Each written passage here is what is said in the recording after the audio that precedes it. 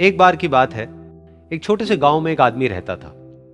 उसके घर के पास में एक पहाड़ था, जहां पर वो रोज सुबह जाता। उस पहाड़ पर थोड़ी देर के लिए वो बैठता, फिर वापस आ जाता। तो रोज की तरह वो सुबह सुबह जा रहा था। पीछे से उसका छोटा सा बेटा आया। उसने आकर के उसका हाथ पकड़ लिया और कहा कि आज मैं भी आपके साथ चलूंगा। उसने पहले तो उसको थोड़ा सा समझाया और मना किया। कहा कि जो रास्ता है वो बहुत ही छोटा है और चढ़ाई बहुत ज्यादा है, तो तुम मेरे साथ नहीं चल पाओगे। लेकिन फिर जब उस बेटे ने जिद करी तो पिता मान गया। तो दोनों पहाड़ पर चढ़ने लगे। पिता ने बेटे का हाथ कस के पकड़ा हुआ था। लेफ्ट साइड में पहाड़ थे, राइट साइड में खाई थी और रास्ता बहुत ही छोटा था। और वो पहाड़ की चोटी तक पहुंचने ही वाले थे, तभी रास्ते में एक बड़ा सा पत्थर आया। क्योंकि पिता उस रास्ते पर रोज आता था, तो उसको पता था कि वहां पे पत्थर है, तो वो साइड से निकल गया। लेकिन जो बेटा था उसका ध्यान कहीं और था, तो उसका घुटना जा करके उस बड़े से पत्थर पर टकरा गया। तो फिर उस बच्चे के मुंह से एक चीख निकली। और जैसे ही वो चीखा, उसकी आवाज उन पहाड़ों में गूंजने लगी। इससे पहले उस बच्चे ने कभी भी अपनी आवाज की गूंज नहीं सुनी थी, तो उसे समझ नहीं आया कि क्या हो रहा है। वो अंदर से थोड़ा सा घबरा गया। उसे लगा कि शायद कहीं कोई है जो छुप करके उसको देख रहा है और उसका मजाक उड़ा रहा है। फिर उस बच्चे ने बोला, कौन हो तुम? कौन हो तुम? तो जब उस बच्चे ने इस गूंज को सुना, उसे गुस्सा आ गया।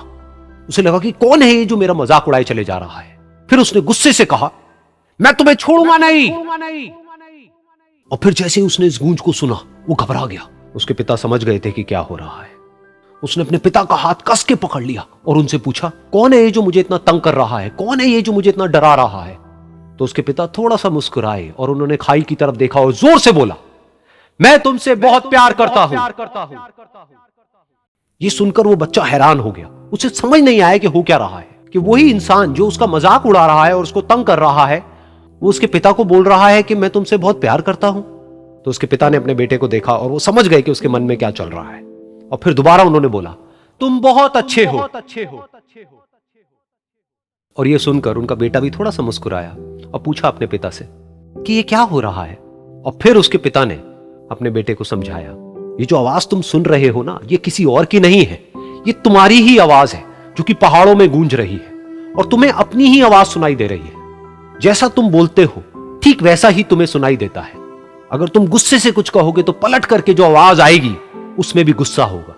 लेकिन अगर तुम कुछ अच्छा कहोगे तो वो आवाज भी अच्छी होगी। बिल्कुल इसी तरह से हमारी जिंदगी में भी होता है। जैसा तुम अपने मन में इस जिंदगी के बारे में सोचते हो, ये जिंदगी तुम्हारे लिए बिल्कुल वैसी ही हो जाती है।